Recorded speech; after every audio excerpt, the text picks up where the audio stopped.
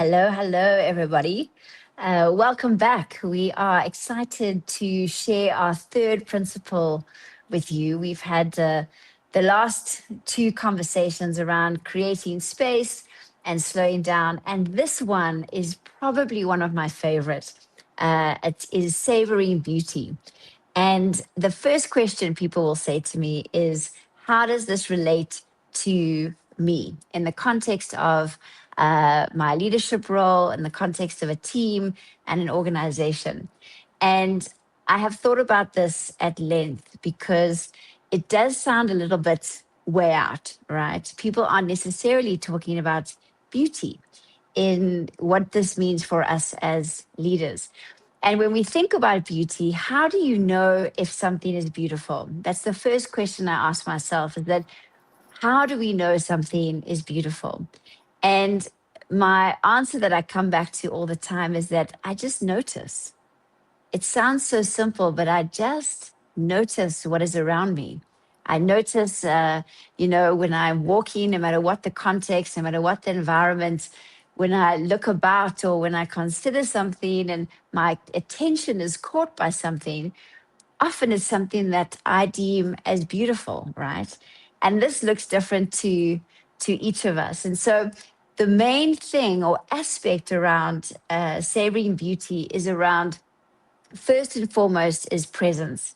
We cannot notice something if we're not present. And I think the reason why it's relevant is because we are busy, we are rushed, we are going from one thing to the next, and we don't often take a moment or take a breath to notice, to pause, and to look and to be drawn into something, to be captivated by something.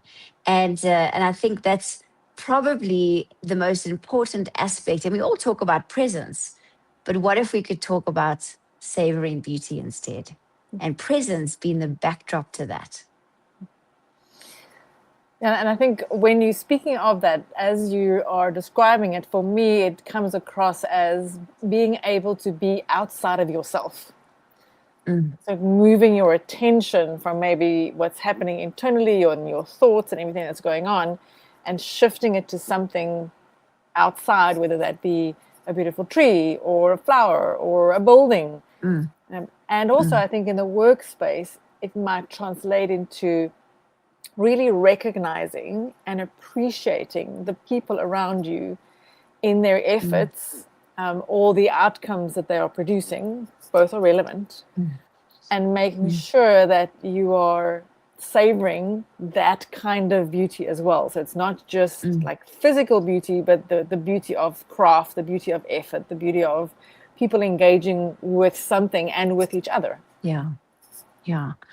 And there's an element of that, Hanley, also around the sense of aliveness. I think when we see beauty, we feel alive. I think we feel that we have come alive to something because we've noticed it. And when we are full tilt, whatever that may be in, whatever context that may be in, I think savoring beauty is the underlying reason and driver behind inspiration, around creativity, around resilience. I think somehow it just broadens us, it expands us, it opens up when we see something and that we deem it as beautiful, right? And I think that is so important in the organizational context today, is that we don't spend enough time looking for the things that inspire us, that it fuels our creativity, right? I think one of the best things when I feel stuck or struggling to move through a particular problem I'm solving, and I see this working with people as well, they'll sit in front of their computer and try and solve it right then and there. But actually, the best thing you can do for yourself is possibly go for a walk or go and sit in a different environment or coffee shop, or move your body, or notice something, or stop and pause and look at something.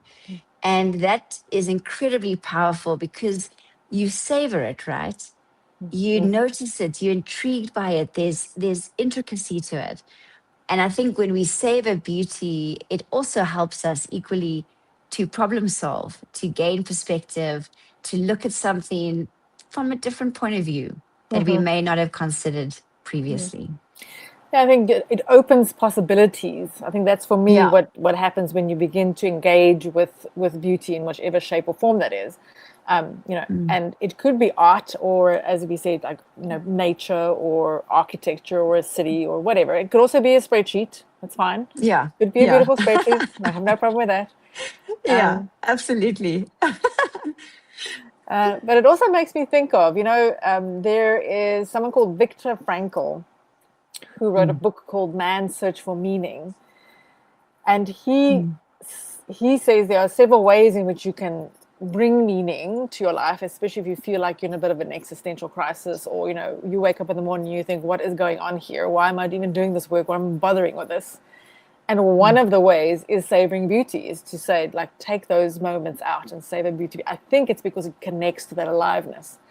And he came up with a lot of these principles while he was in concentration camps in the Second World War, to say, even in conditions like that are absolutely dire, and let's hope none of us ever have to find ourselves in those conditions, there are ways in which you can connect with that and to that aliveness and that perspective of bringing things from outside of you into your mind, into your field of vision, into your emotions, and experience that sense of awe. Yeah. And awe in this day and age, I think, is more and more important, because I do fundamentally believe it's the antidote to despair.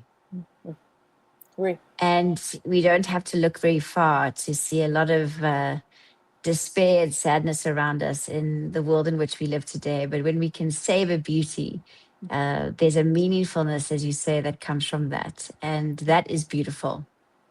100%. And so I suppose the invitation is to everyone is to take a moment and look up and look out and find something beautiful and connect with it and savor it. Yeah, absolutely, because we'll be doing the same. That's one thing we can guarantee. Thanks for joining us, guys. We'll see you for the next one. Cheers. Cheers.